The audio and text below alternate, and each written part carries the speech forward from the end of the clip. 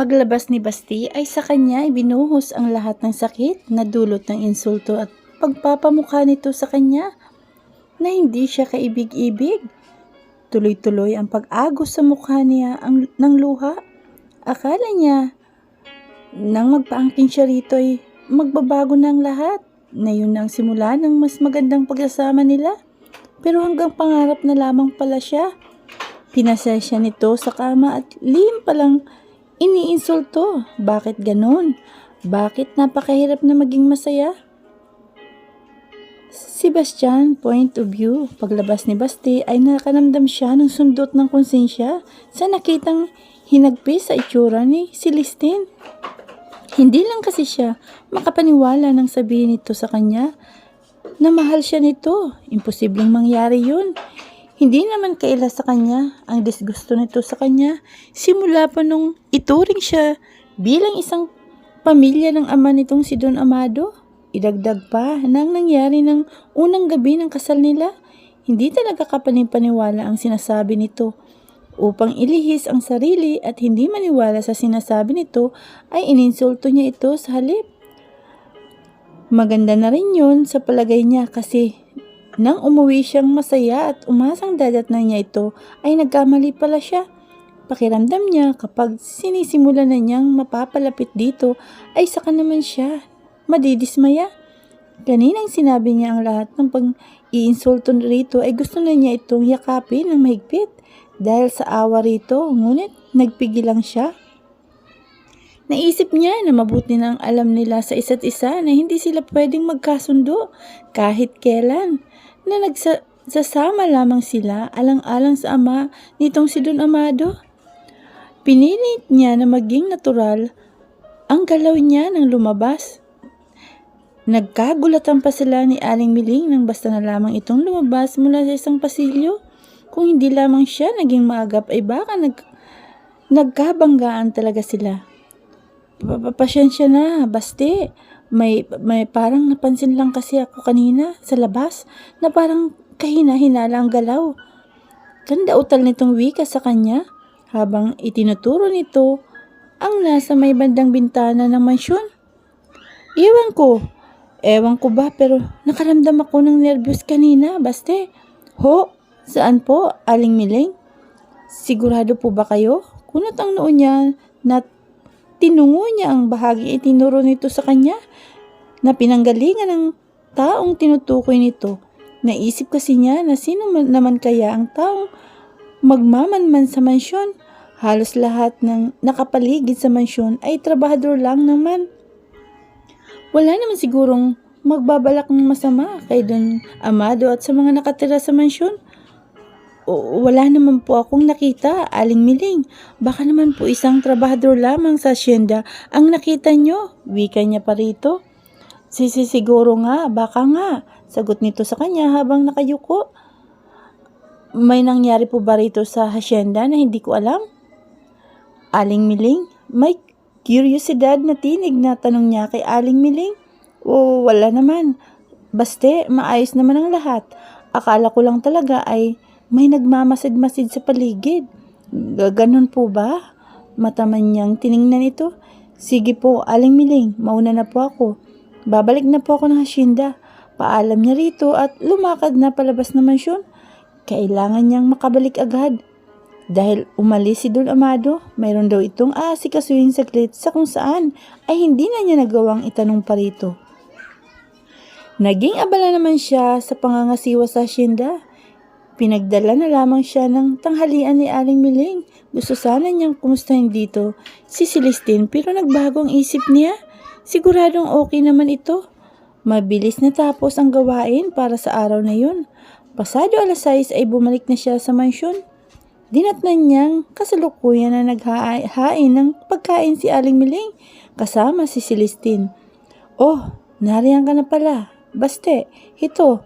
Sakto lamang at naghahain na kami ni Celestine ng hapunan. Wika ni Aling Miling sa kanya habang patuloy sa pag-aayos sa mesa. Ganon po ba? Sige po, tamang-tama at gutom na rin po ako. Hinimas niya ang kanyang tiyan. Maghuhugas lamang po ako ng kamay. Tiningnan niya si Celestine na nakasuot lamang ng sleeveless sando at manipis na cotton short. Naka-ponytail ang buhok nito. Simpleng ayos lamang ito.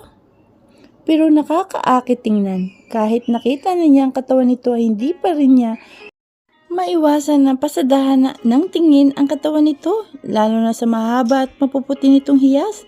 Kahit nalantaran ng pagpasada niya ng tingin dito ay hindi man lamang siya nito pinagtutuunan ng pansin. Hindi niya makita ngayon ang pamumula ng mukha nito. Nagtungo na siya sa lababo at naghugas ng kamay. Pagkatapos ay nagbalik na siya sa dining table. Dinatnan niya si Tin na nakaupo na at kumakain. Hindi man lang nito hinintay na bumaba ang kanilang papa. Hindi pa rin siya nito binibigyan ng pansin. Hindi man lamang dumadako sa mukha niya ang paningin nito. Sa bagay ay hindi naman niya ito masisisi. Aling Miling, matagal pa ba si Papa? Tanong niya kay Aling Miling na kasalukuyan na nasa kusina. Nako, Baste, nakalimutan ko nga palang sabihin sa'yo. Wala ang papa mo, hindi raw yata makakauwi ngayon. May inaasikaso sa Maynila, wika nito. Nagtimpla pa ito ng juice, inilapag na nito ang pitsil sa mesa. At pagkuha na inaupo. Ganun po ba? Oo, Baste. Kaya kain na tayo. Nagsimula na silang kumain. Manaka-naka niyang tiningnan si Celestine habang sumusubo siya. Talagang hindi ito nag-abala na magsalita. Nakapokus lamang ito sa pagkain. Nagsasalita lamang ito kapag may tinatanong si Aling Miling dito. Nang matapos silang kumain ay tinulungan pa nito si Aling Miling sa paghugas ng plato. Ipinasya na niyang umakyat sa kanilang silid. Naupo muna siya sa isang couch sa sulok at kinuha ang kanyang business plan. Pinag-aralan niya saglit ang mga kontrata at ilang papilis at pagkatapos ay pinasya na niyang maligo. Matapos siyang maligo ay lumabas siya na tanging tapis lamang ng tuwalyang suot. Akala niya ay dadatnan niya si Celestine na nakahiga na sa kama pero wala pa ito. Natanong niya sa isip niya na bakit wala pa ito. Kanina pa ito siguradong tapos sa paghugas ng pinggan. Siguro ay paakyat na rin ito. Sagot niya sa sariling tanong. Ipinasya niyang magbihis na. Isang sando at boxer short ang napili niyang isuot para presko siya. Ewan niya pero nakaramdam siya ng pag-iinit sa tuwing maalala ang itsura ni Celestine. Niisip niya ito magmula pa kanina sa banyo habang naliligo siya. Ramdam niya na kailangang niya ito ngayon. Naninigas na ang gitnang bahagi niya. Ipinasya niyang mahiga habang hinihintay ito. Sebastian, point of view. Maya-maya ang pagsulyap niya sa pinto sa paghihintay niya kay Tin. Ngunit isang oras nang lumipas magmula nang matapos siyang maligo ay hindi pa rin ito dumarating. Ano na kayang nangyari ron? Tanong pa niya sa sarili. Hindi na siya nakatiis at ipinasya na niyang bumaba upang hanapin ito. Celestine, point of view. Samantala, nang iwanan siya ni Baste kanina umaga ay kung ilang beses niyang pinag-aralan ang kanyang susunod na gagawin. Sa huli ay nagdesisyon na siya na umiwalay na ng silid kay Baste kapag wala rin lang ang kanyang papa at ilang tauhan sa mansyon. Pakiwari niya ay wala namang magandang pupuntahan ang relasyon nila. Kaya naman, kesa namang mukha siyang kawawa sa paningin nito, ay susubukan niyang dumistansya muna rito. Tulad ngayon, wala naman ang kanyang papa. Tanging si Yaya Miling lamang niya ang kasama niya sa mansyon. Kanina, kaya naman hindi naman na siya mangangamba na may magchichismis sa kanya. Pansamantala ay magkakaroon siya ng peace of mind. Simula ngayong araw ay hihiwalay siya kay Baste. Kapag walang nakakapansin, tanggap na niya na wala na talagang pag-asa na magkalapit pa sila ni Baste. Kaya naman dapat ngayon pa lang ay makagawa na siya ng paraan para kahit papano ay makamove on na siya. Masakit pero titiisin na lamang niya kaysa patuloy siyang masaktan sa mga pangyayari. Kapag malapit siya rito, nang dumating ito kanina, buhat sa hasyenda ay iniwasan niya na ito. Sumulyap man lamang dito kahit ang totoo ay gustong-gusto na talaga niyang mayakap ito. Nagpanggap siya sa harapan nito na kaya niya itong ignorahin. Sa sulok ng kanyang mga mata ay kita niya na mataman siya nitong tinitingnan habang sumusubo siya ng pagkain. ay nagpapakatatag siya na hindi nito mapansin ang pagkailang na nadarama niya rito. Dahil sa panaka-naka nitong pagsulyap sa kanya, sinadya niyang tumulong kay Aling Miling sa paghuhugas ng plato upang maiwasan ito at hindi nito malaman na hindi siya tutuloy sa kanilang silid. Nang matapos sila ni Aling Miling ay dumiretso na siya sa dati niyang kwarto. Naghilamos lamang siya ng mukha at toothbrush bago nagpa siya na mahiga sa kanyang higaan. Isang oras na rin siyang pabiling-biling lamang sa kanyang higaan. Nang bumaba si Baste ay pasulyap-sulyap siya sa paligid. Hinahanap niya ang pamilyar na bulto ng katawan ni Celestine. Nakapag-ikot na siya ngunit hindi niya pa rin ito makita. Naihawak niya ang kanyang palad sa kanyang bewang. Saan kaya nagsuot ang babaeng yun? Tanong pa niya sa sarili. Nakaramdam na siya ng pagkainis dahil hindi niya makita ito. Wala naman na siyang makitang tao sa paligid. Mukhang maagang natulog ngayon si Aling Miling. Pabalik na siya ng kwarto nang may anino siyang mapansin. Sa hindi kalayuan sa hardin, automatikong rumistro sa isip niyang sinabi sa kanya ni Aling Miling. Kanina na tila nagmamasid sa mansyon. Mabilis ang mga hakbang na hinabol niya ang anino. Ngunit bigla itong nawala. Naging palaisipan tuloy sa kanya kung sino ang may-ari ng anino. Hindi kaya mayroon itong masamang hangarin at nagmamatyak ito sa mansyon? Ngunit bakit? At si Celestine, nasaan ba ito ngayon? Napabalikwas ng bangon sa higaan si Aling Miling nang marinig nitong sunod-sunod na katok mula sa labas ng kanyang pintuan. Nagtataka ito kung sino naman ang kakatok sa kanya sa ganong oras. Nagulat pa siya nang si Sebastian ang mabungaran niya. Oh, Baste, may kailangan ka ba? Akala ko naman kung sino nang wika nito habang nakahawak sa dibdib nito. Opo, Aling Miling, pasensya na at naabala ko kayo ng pagtulog. Itatanong ko lang sana kung nasaan si Celestine. Hindi pa po kasi siya bumabalik sa kwarto magmula pa kanina. Naging mailap bigla ang mata nito, kaya may palagay siyang alam nito kung nasaan ang dalaga. Banaag niya sa mukha nito ang pag-atubili na sabihin kung nasaan si Celestine.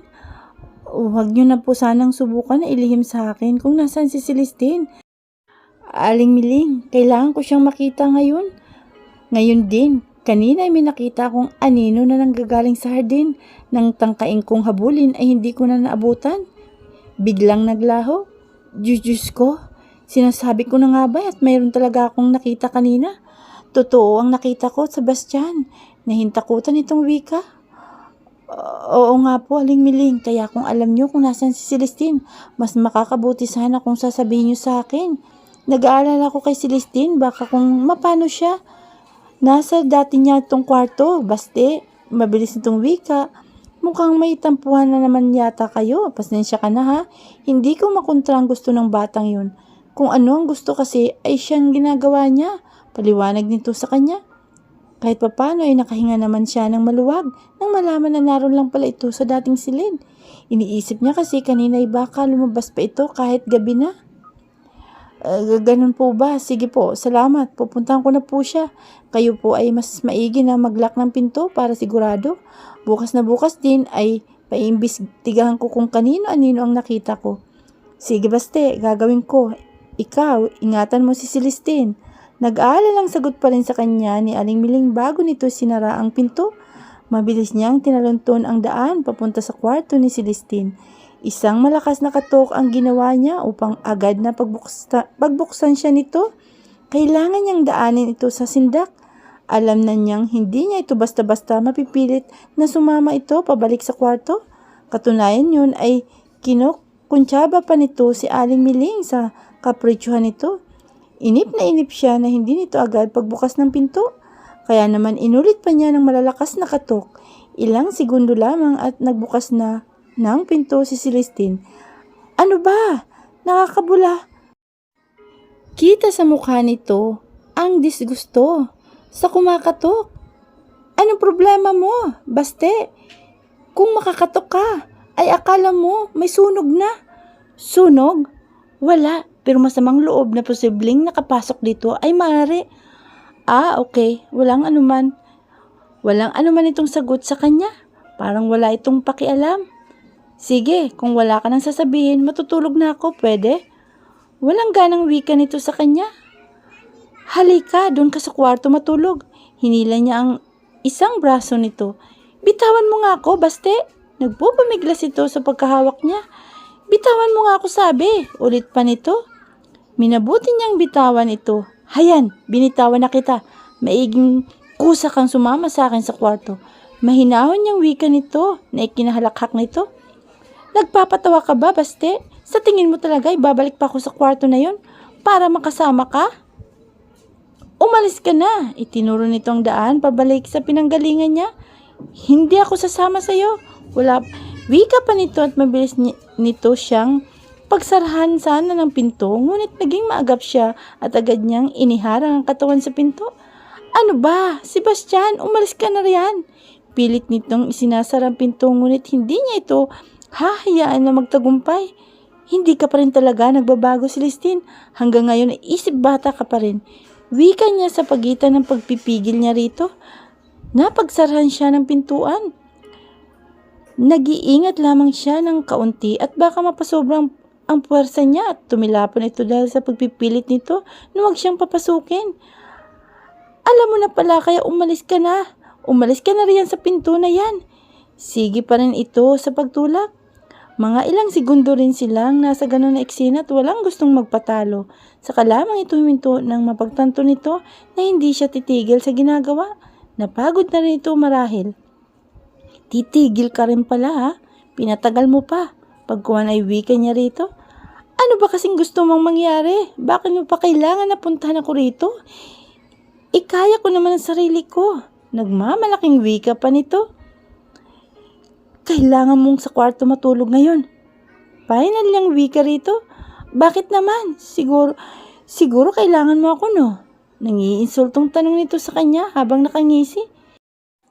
Imbis na mainis siya rito, ay amused na tiningnan niya ito. May taong kahinahinala na nagmamatyak dito sa mansyon.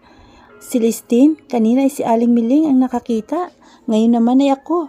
Kaya naman kailangan mong sumama sa akin sa kwarto para hindi ako mag-alala. Wow! Nag-aalala ka pala sa akin. Pwes, hindi ko kailangan ng pag-aalala mo. Kaya ko ng sarili ko. Iwan mo na ako.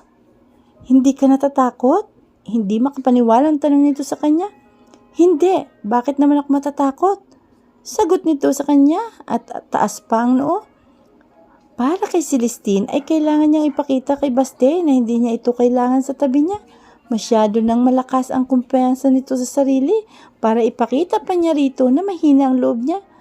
Mas takot pa ako sa iyo. Hindi na kita kilala, Baste. Pipingwi ka pa nito kay Baste.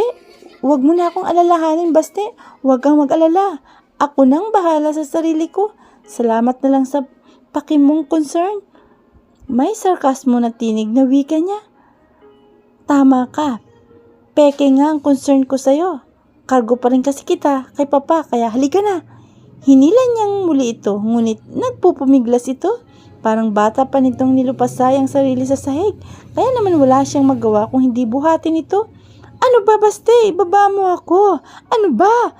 Palahaw nito, ngunit hindi ito makapamiglas para sa kanya. Dahil ibinuhos niya ang buong lakas dito para hindi ito makawala. Narating nila kagad ang kwarto at basta na lamang niyang inilapag sa higa nito. Hayan, sana'y alam mo na. Sa susunod ay huwag mo nang tangkain na magpumiglas dahil hindi mo ako kaya. Wika niya rito sa nakakalokong tingin. Habang pilit na nagpipigil na matawa sa itsura ni Celestine para itong batang paslit kanina. Hindi siya makapaniwala na itong babaeng maalindog sa paningin niya kanina. Kung titingnan ito ngayon ay parang batang nag-aalburuto dahil hindi napagbigyan sa gusto. E di wow, ikaw na. Alam mo ba? Naasar ako sa'yo, wika pa nito habang nanlilisik